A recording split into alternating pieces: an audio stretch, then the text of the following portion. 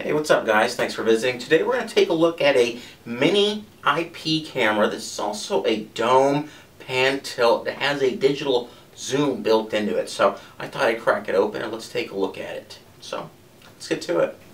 The CMOS image sensor delivers 1 megapixel resolution. You have a mini palm-sized camera here for easy installation.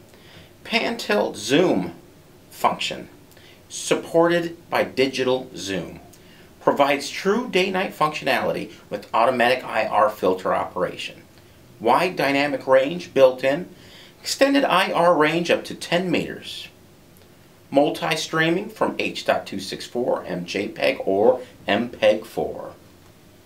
H.264 up to 30 frames per second at 1280 by 800. You have a built-in microphone. Built-in micro SD card slot enable edge recording. Support auto tracking, motion detection, and also email notification. PoE, power over Ethernet. Supports live monitoring of video from mobile devices via Megapixel and Megapixel Plus apps. Alright, so I just want to give you guys a quick rundown of the software. At the desktop, we pop the CD in there and this pops up, so you're going to want to go ahead and click on the IP utility 4.0 and that'll bring up, let's take a look here, this screen right there. Just the camera for you a little bit. And so basically what we're going to want to do is double click the IP address, and then you're going to log in. The default login is going to be admin, and you're going to press number 1 8 times, and then that'll bring us here to this screen.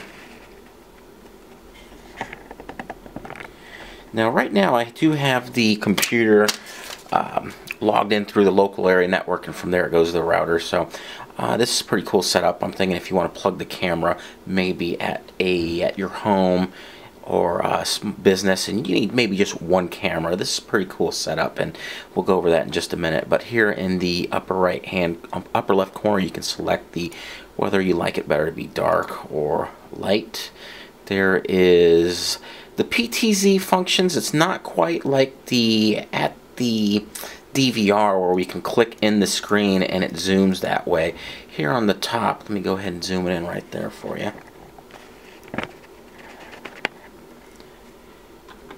Here at the top, there's basically a lot of little squares where you can click on and the camera will rotate to where you want it to go.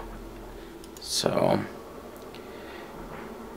that's pretty much where you would go about making your adjustments as far as moving the camera. But there also is another section here. Let me show you guys here, up over here towards the right.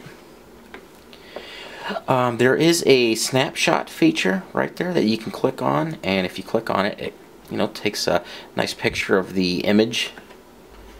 We'll bring it up over here towards the left-hand screen of what it was just viewing, and then you can go ahead and save that to your desktop or wherever else you want to do that. So that's what we're just looking at.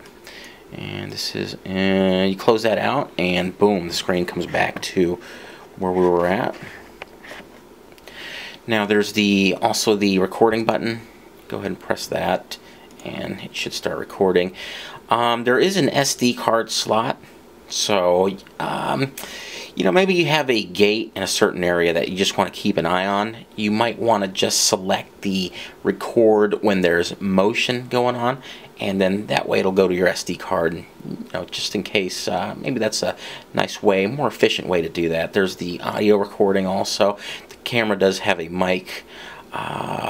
There is the full screen button, and there is the setup.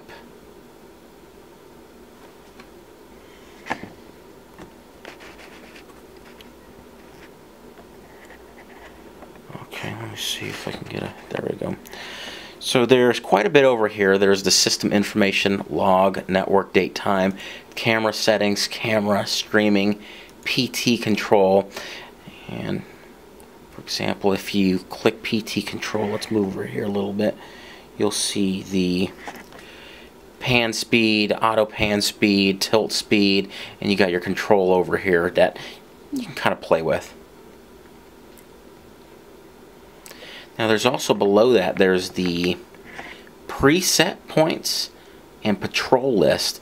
So I haven't had a chance to play with this completely, but I believe you can set it up to where maybe there's only maybe 2 areas that you like to keep an eye out on, and it will rotate from one to the other.